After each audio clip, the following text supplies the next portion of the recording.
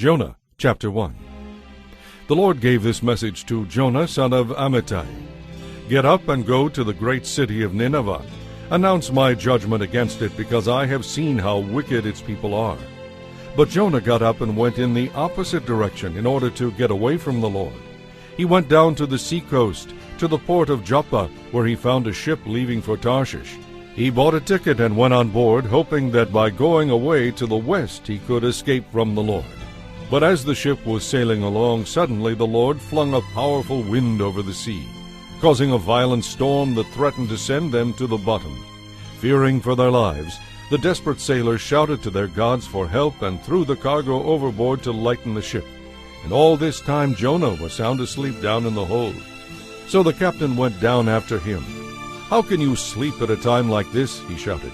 "Get up and pray to your God. Maybe he will have mercy on us and spare our lives."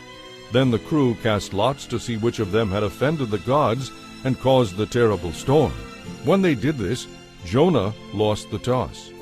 "What have you done to bring this awful storm down on us?" they demanded. "Who are you? What is your line of work? What country are you from? What is your nationality?" And Jonah answered, "I am a Hebrew, and I worship the Lord, the God of heaven, who made the sea and the land." Then he told them that he was running away from the Lord. The sailors were terrified when they heard this. "Oh, why did you do it?" they groaned. And since the storm was getting worse all the time, they asked him, "What should we do to you to stop this storm?" "Throw me into the sea," Jonah said, "and it will become calm again, for I know that this terrible storm is all my fault." Instead, the sailors tried even harder to row the boat ashore, but the stormy sea was too violent for them, and they couldn't make it. Then they cried out to the Lord, Jonah's God. "O Lord," they pleaded, "don't make us die for this man's sin, and don't hold us responsible for his death, because it isn't our fault. O Lord, you have sent this storm upon him for your own good reasons."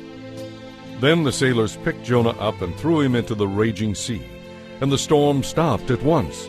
The sailors were awestruck by the Lord's great power, and they offered him a sacrifice and vowed to serve him.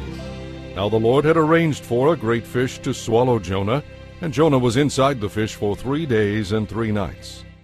Chapter 2. Then Jonah prayed to the Lord his God from inside the fish. He said, "I cried out to the Lord in my great trouble, and he answered me. I called to you from the world of the dead, and Lord, you heard me.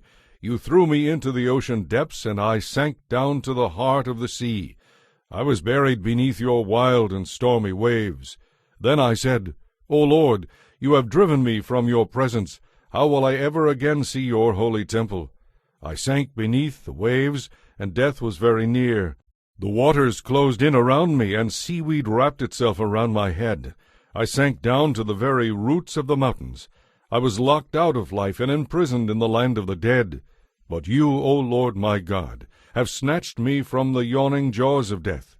When I had lost all hope, I turned my thoughts once more to the Lord, and my earnest prayer went out to you in your holy temple. Those who worship false gods turn their backs on all God's mercies. But I will offer sacrifices to you with songs of praise, and I will fulfill all my vows, for my salvation comes from the Lord alone." Then the Lord ordered the fish to spit up Jonah on the beach, and it did. Chapter 3. Then the Lord spoke to Jonah a second time. "Get up and go to the great city of Nineveh, and deliver the message of judgment I have given you." This time Jonah obeyed the Lord's command, and went to Nineveh, a city so large that it took 3 days to see it all. On the day Jonah entered the city, he shouted to the crowds, 40 days from now Nineveh will be destroyed." The people of Nineveh believed God's message, and from the greatest to the least they decided to go without food and wear sackcloth to show their sorrow. When the king of Nineveh heard what Jonah was saying, he stepped down from his throne and took off his royal robes. He dressed himself in sackcloth and sat on a heap of ashes. Then the king and his nobles sent this decree throughout the city: no one, not even the animals, may eat or drink anything at all. Everyone is required to wear sackcloth and pray earnestly to God. Everyone must turn from their evil ways and stop all their violence. Who can tell? Perhaps even yet God will have pity on us and hold back his fierce anger from destroying us.